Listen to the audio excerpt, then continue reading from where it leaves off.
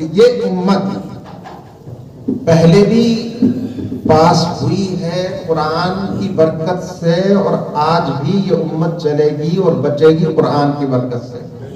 یہ طے شدہ بات ہے.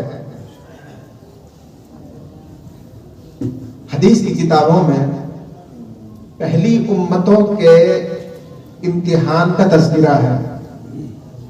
میں تھوڑا سا اشارہ کرتا ہوں بس.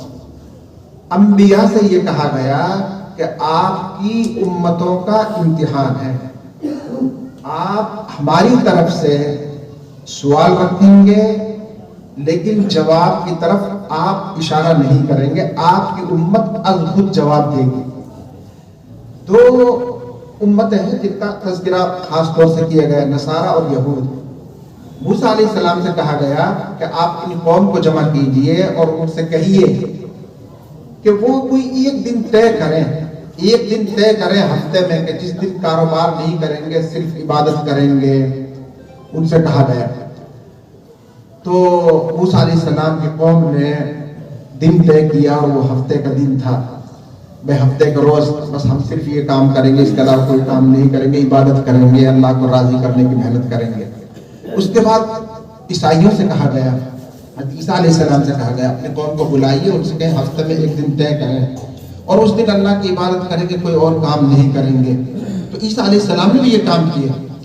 دونوں قوموں کو جب لے کر بیٹھے انبیاء کرام تو انہوں نے سوال رکھا اللہ کی طرف سے کہ اللہ نے یہ اختیار ہمیں دیا کہ ہم از خود طے کریں گے ہفتے میں ایک دن عبادت کے لیے، اور ہمیں منع کر دیا ہے کہ ہم اشارہ نہیں کریں گے.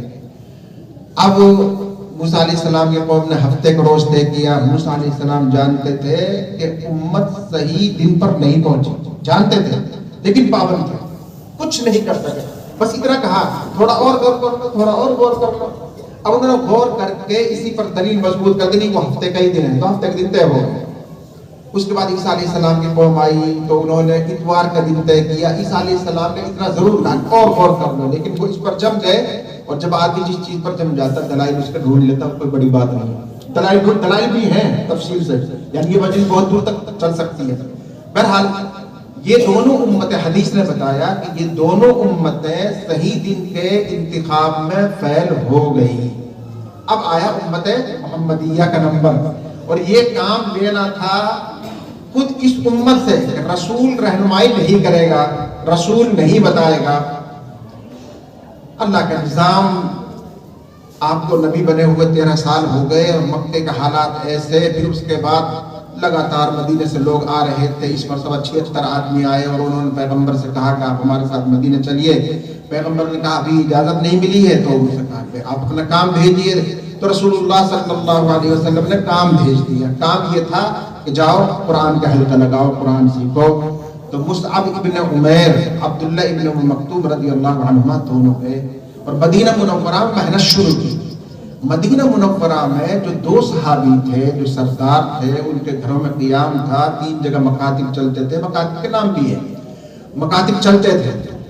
اچانک ایک دن ان 2 سرداروں کے ذہن میں یہ بات آئی کہ محنت چل رہی ہے بہت دن سے، یہ تو پتہ چلنا چاہیے محنت کہاں تک پہنچی. جو کام آپ کر رہے ہیں کارگزاری میں محنت کہاں تک پہنچی، کہاں تک جانا ہے، یہ تو معلوم ہونا چاہیے.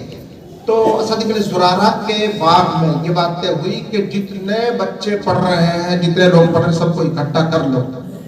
تو وہاں سب لوگ باغ میں اکٹھے ہوئے اور بات چلی کہ بھئی کتنے لوگ ہیں جنہوں نے قرآن پڑھ لیا، جتنے حصہ اب تک نازل ہو چکا ہے. تو 40 افراد کے نام آئے.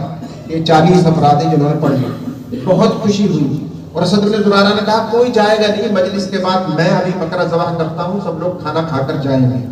بکرا ذبح ہوا، کھانا کھایا گیا اور کھانے کے بعد نماز بھی ہوئی. پھر نماز کے بعد پھر اعلان ہوا کہ اب ہر ہفتے اسی طرح اس باغ میں، جی تو کوئی نہیں، ہر ہفتے اسی طرح اسی باغ میں آئیں گے اور 2 رکعت شکرانے کی نماز اسی طرح اکٹھے ہو کر پڑھا کریں گے.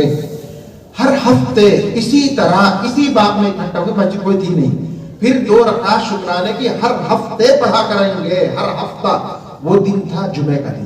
ہر 7 دن کے بعد جمعہ کے دن آئے گا، پھر اسی طرح 2 رکعت. یہ یہاں قصہ پیش آیا ہے، یہ قصہ یہاں پیش آیا ہے. اور مکہ مکرمہ میں رسول اللہ صلی اللہ علیہ وسلم موجود تھے. وہاں آج جبریل امین آئے تو کچھ اور طرح سے آئے. جبریل امین کے ہاتھ میں ایک شیشہ آئینہ ہے، اس کے بیچوں بیچ ایک داغ ہے اور اس کو ایسے ایسے گھما رہے ہیں اور اس کی روشنی نکل کر رسول اللہ صلی اللہ علیہ وسلم تک جا رہی ہے۔ تو آپ نے پوچھا آج یہ نئے طریقہ کیسا؟ آپ آج الگ شان کے ساتھ آئے ہیں؟ تو جبریل امین نے کہا کہ یہ جمعہ کا دن ہے، یہ پورا جمعہ کا دن ہے اور اس میں ایک بیچ کی جو روشنی ہے یہ مقبولیت کا وقت ہے۔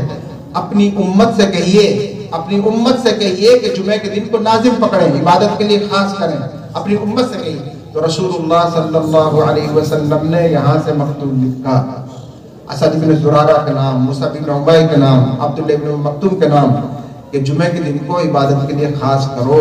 یہ مکتوب آپ کا پہنچ رہا ہے بعد میں، اور امت جمعہ کے دن کو طے کر چکی ہے پہلے۔ اب تصدیق آ رہی ہے، مہر نبوت آ رہی ہے کہ تم صحیح مقصد تک پہنچ گئے۔ میرے بھائی یہ بتاؤ، پہلی دو امتیں فیل ہوئی، یہ امت جمعہ کے دن کو پکڑنے میں کامیاب ہوئی قرآن کے مکتب کی برکت۔ وہ تو قرآن کا مکتب تھا، قرآن کے مکتب کی کارگزاری کے لیے اکٹھے ہوئے تھے، شکرانے کی نماز پکڑ لی اور امت کامیاب ہو گئی۔ یہ امت پہلے بھی پاس ہوئی ہے قرآن کے ذریعے، قرآن کے مکتب کے ذریعے، اب بھی بچے گی قرآن کے ذریعے، قرآن کے مکتب کے ذریعے۔